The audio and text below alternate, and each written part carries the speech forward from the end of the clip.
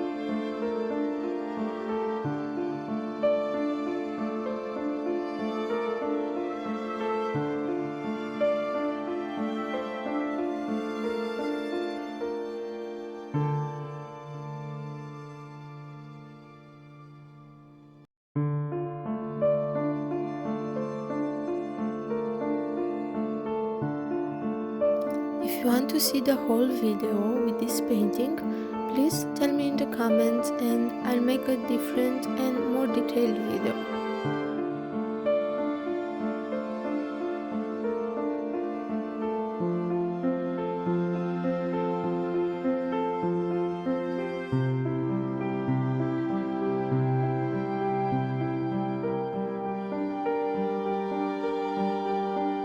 After the paint is fully dry, I'm cutting the paper into 5 pieces. In this way, you can obtain multiple bookmarks that have the same theme but are completely different. I've also did a little hole at one side and added a nice decoration.